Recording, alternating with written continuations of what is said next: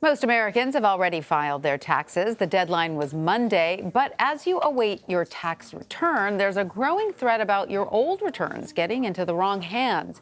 A new CBS News article reveals cyber criminals are capitalizing on tax documents using the dark web. CBS News Money Watch reporter Irina Ivanova wrote that article and joins me now. Irina, great reporting. Some pretty scary stuff, though. What kinds of documents can now be found on the dark web? And as your article points out, they're being sold for very little money. That's right. Prices for these range from $1 to maybe $50. It's really cheap. The scary news is that pretty much any document you can think of could potentially be available out there. When it comes to old tax returns, we're seeing things like 1040s, the main tax form that most Americans fill out, supporting documents for those, and then things like W-2s, the form that you would get from your employer that says where you work, how much income you make. Wow. So before these documents can be sold on the dark web, someone's got to hack them, right? Or where are they getting them from? A lot of it is from leaks and hacks, unfortunately. So it seems like every day, there's news of another major breach. Equifax, the credit union. The credit reporting agency. And so are some people who work at accountants' offices, are they sort of illegally selling this information too? Or? Well, the security researcher I spoke with said that it's less a case of accountants being bad actors and more a case of a lot of them having bad cybersecurity practices. So some of them are getting hacked and they may not even know it, especially smaller firms, they don't necessarily have a big security department. Right. So someone could relatively easily steal those old documents. And a lot of people will say, hey, what's so special about my tax documents? I understand why someone might take my social security card or other sort of personal information to open an account or a credit card.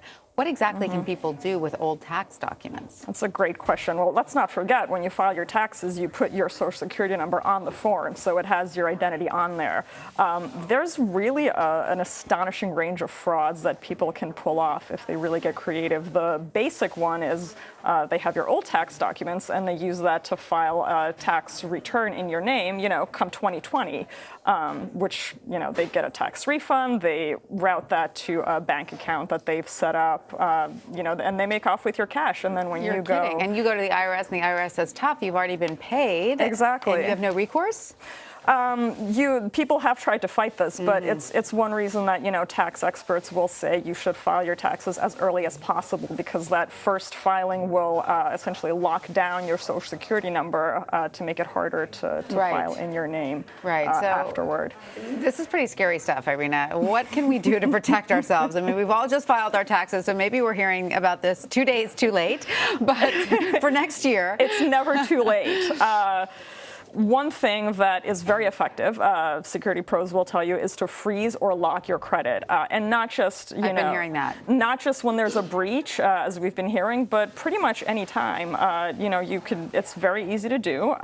Freezing is free almost all the time. You call them. You essentially put a lockdown on your account, and what that does is it prevents people from accessing your credit report and opening new credit accounts in your name. But how hard is it to unfreeze your credit? Let's say you need it, you're applying for a new credit card, or let's say you're trying to buy a car. Isn't it you have to jump through a lot of hoops to unfreeze it?